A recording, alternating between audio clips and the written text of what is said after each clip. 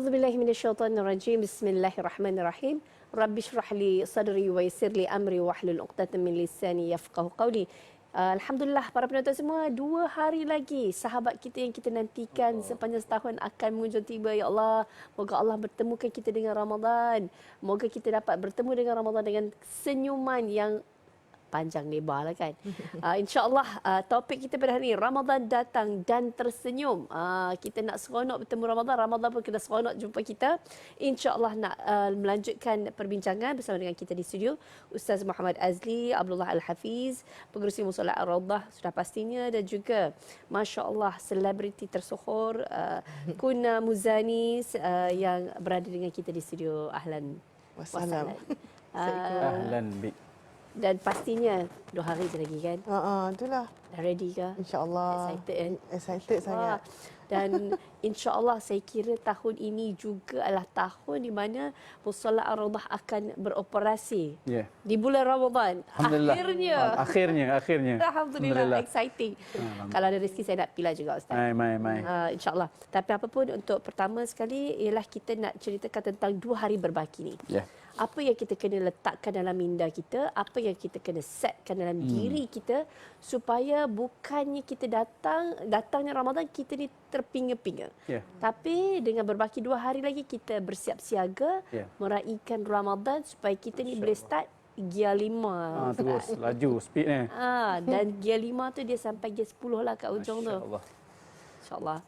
Alhamdulillah, wassalatu wassalamu ala Rasulillah wa ala alihi wa sahbihi wa man tabi'ahu wa nasarahu wa man walah. Assalamualaikum semua para pendengar. Alhamdulillah, pada pagi penghujung 28 hari ni 28 Syaban.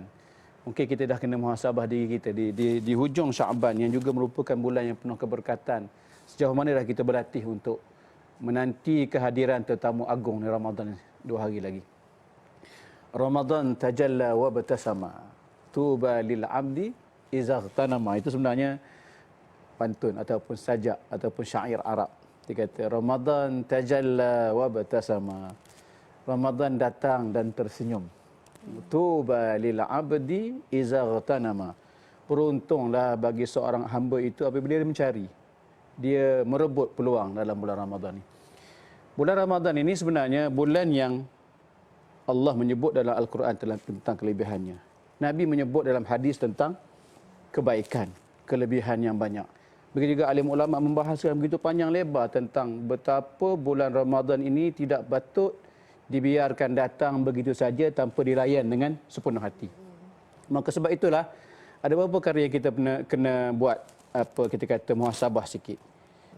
Pertama sekali mungkin saya gunakan kita kata KTS. K itu apa kebiasaan yang kita buat. T itu apa tambahan yang kita kena buat. Dan S. Nanti saya sebut S itu apa. Baik, K ni kebiasaan kita. Mungkin kita tak makan. Mungkin kita tak minum. Itu biasa kan. Mungkin kita menjaga perkara-perkara yang membatalkan puasa. Itu biasa. Itu biasa je. Kita tak makan, tak minum. Ayam pun tak makan, tak minum.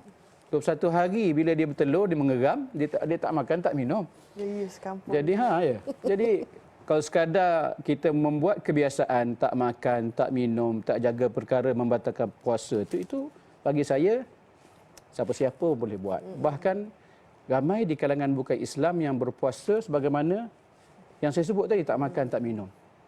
Tapi kita nak melangkaui lebih daripada itu.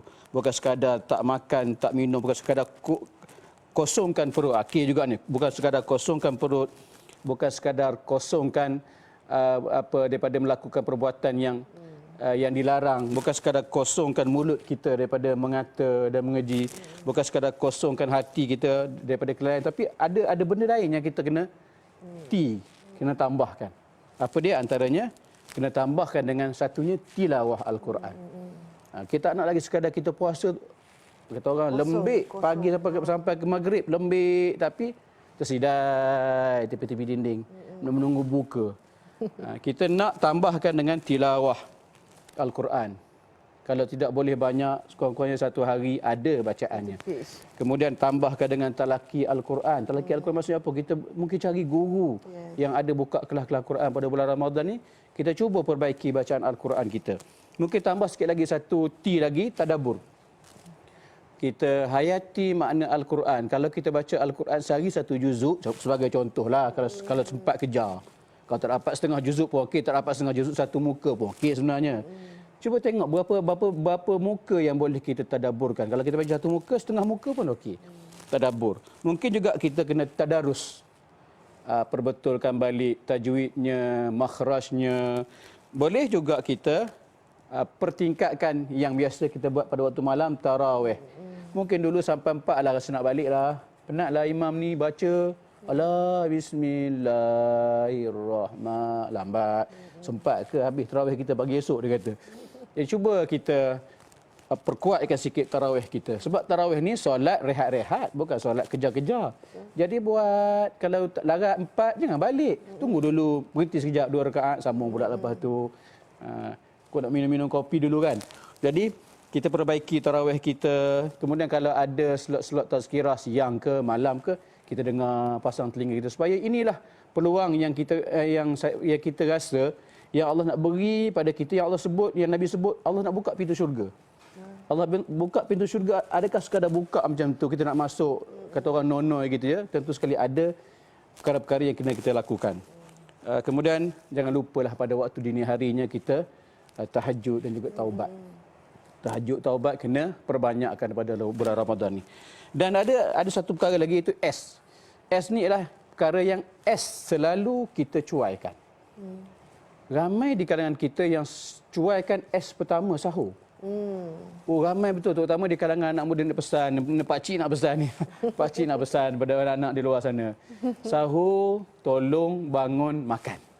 Walaupun sikit. Sebab Nabi sebut, tasahharu fa inna fis sahur barakah. Bersahurlah, sebab sahur tu ada keberkatan dia. Bila Nabi sebut berkat, Nabi mendoakan kita.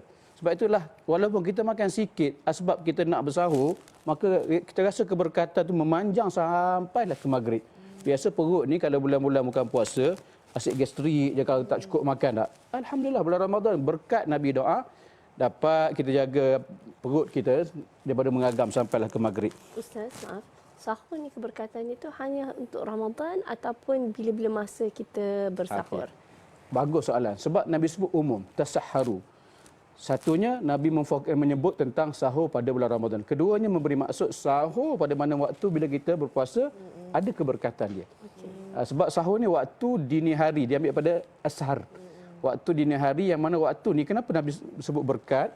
Sebab pada waktu itu Allah sebutlah hadis qudsi, siapa yang ada dosa, aku nak ampunkan, minta pada aku. Siapa berhajat, aku nak beri hajat, nak tunaikan hajatnya. Bila? Pada waktu sahur tu, pada waktu dini hari tu. Jadi jangan lupa untuk bersahur. Dan S yang kedua yang selalu kita tinggal yang terakhirnya ialah sedekah. Ramai kita tak menyimpan duit pada bulan Syaban. Sepatutnya kita dah mula menyimpan. Minggu lepas khutbah Jumaat, hari Jumaat lepas di negeri Pahang sebut tentang inilah bulan kita nak berjimat cermat, simpan duit untuk apa? Untuk kita labur pada bulan Ramadan. Simpanlah berlebih sikit pada bulan Syaban, bukan sekadar nak beri token pada anak-anak saudara kita pada raya nanti, tapi nak beri pada fakir miskin, pada sahabat handai, nak beri juadah berbuka kepada kawan-kawan. Inilah masanya untuk kita menyimpan, kita nak banyak bersedekah. Masya Allah. Dan sebenarnya kalau kita bercakap tentang bersedekah ini memang waktu seluruh umat Islam berpusu-pusu non-stop mengejar pahala sedekah yang pastinya di bulan Ramadan lah kan. Dan pasti kita kan keberkatan sedekah tu kan bukan saja kita dapat lihat di mungkin di yaumul akhirah, tapi sebenarnya dapat dirasai di dalam kehidupan kita seharian. Kuna sendiri pernah tak ada pengalaman yang ada signifikasi ataupun impak apabila bersedekah? Okey, assalamualaikum semua. Alhamdulillah. Bagi saya, kita nak bersedekah ni tak kira waktu ataupun bulan. Ada sekali tu saya keluar, jadi adalah orang minta sedekah, saya tengah makan. Saya cakap, tengah makan, selalunya orang tak suka kan kalau kita tengah makan. Halal selalu. Saya cakap, saya tengok dalam beg saya tu, saya ada dalam RM50 sekeping lah. Saya cakap, tak apalah, aku bagi je lah. Ni rezeki dia kan. Sebab bagi saya rasa saya bagi ni, saya tahu Allah hantar dia ke meja saya kan. Jadi saya bagilah. Nasib baiklah waktu tu saya makan dengan kawan saya. Jadi saya cakap, lepas ni kau tolong bayar ya, aku makan. Dia sedekah pula Dia sedekah makan.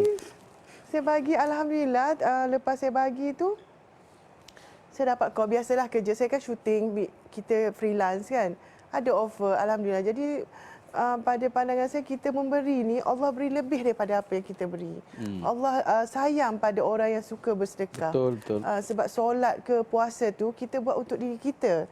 Tapi bila kita bersedekah tu, kita buat kerana Allah. Allah hadir di saat kita bersedekah. Allah suka orang yang suka bersedekah.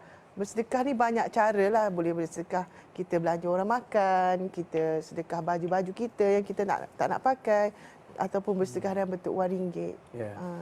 Masya Allah. Sebenarnya inilah, ada tak hadis yang memberi ganjaran jelas khususnya tentang bersedekah di bulan Ramadan? Masya Allah. Ustaz, mungkin ada spesifik lah. Tapi kita, sebab kita nak standby, nak ready, nak all out bersedekah di bulan Ramadan. Kita jawab sekembali kita nanti, Ustaz. Baik.